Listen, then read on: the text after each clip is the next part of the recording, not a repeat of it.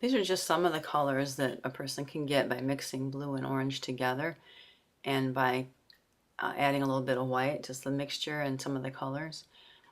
I'm going to make a painting, and I'm just going to use blue and orange and white and a little bit of black at times. And even though I'm using only those few colors, the painting will look completely normal. It won't look like I'm just making a blue and orange painting, because that's how useful complementary pairs can be if you learn how to use them.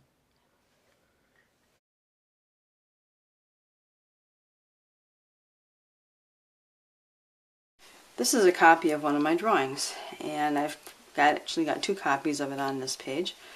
Got a smaller one so you can see the lights and darks as I drew it, and then I have one that I made a little bit bigger and I lightened it up and outlined it so that I could paint over it. I'm going to use this to show you the possibilities you can get by mixing, by limiting your palette to complementary colors. In this case I have orange and blue, plus black and white. There's a lot of different colors you can get from just using these four together.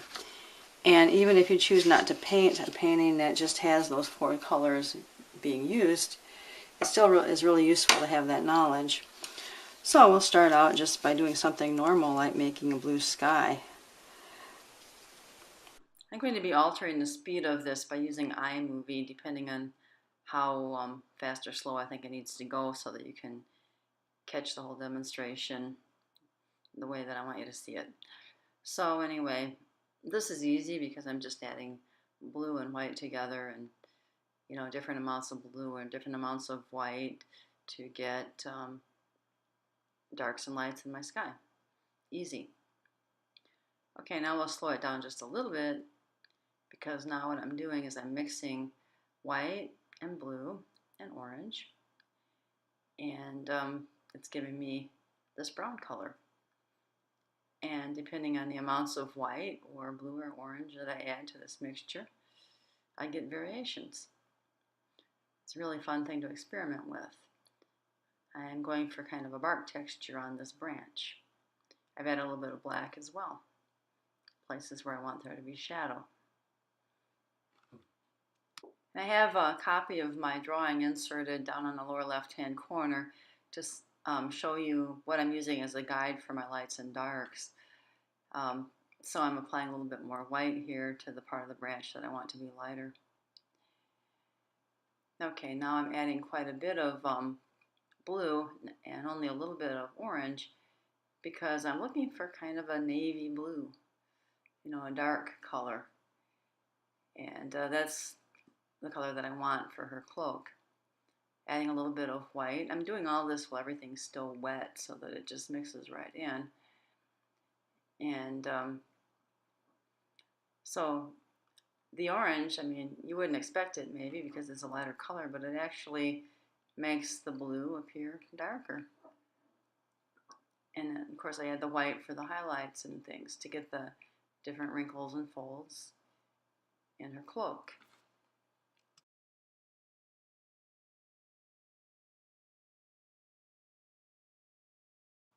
Now her hair actually was a reddish brown, and I just take some of the orange, I add a little bit of blue and some white, and this is the color I'm getting.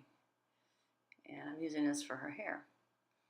And as you know from drawing hair yourself or painting hair, it's not all one color. It doesn't appear all one color because of the way the light shines on parts of it and the way the light's blocked from parts of it by the way the hair is laying.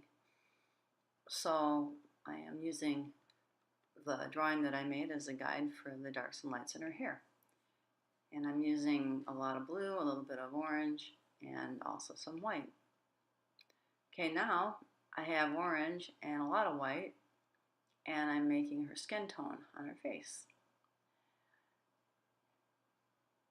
And I'll go back and I'll paint the features too. Features are pretty hard to paint when they're tiny like this, but that worked out all right.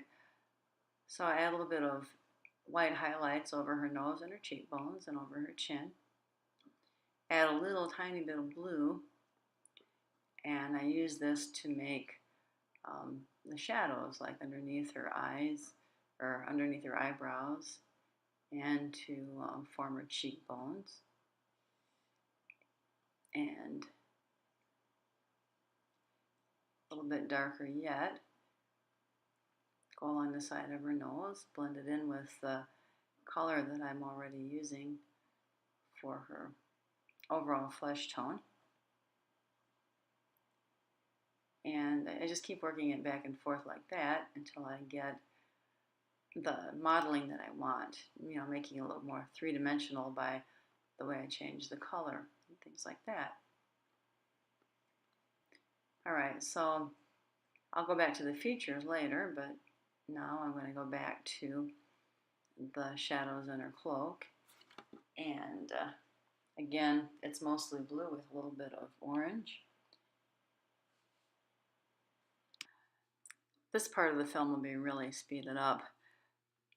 Basically what I'm doing is painting the darker areas first and then mixing some white with it to paint the highlighted areas where the folds are catching the light more.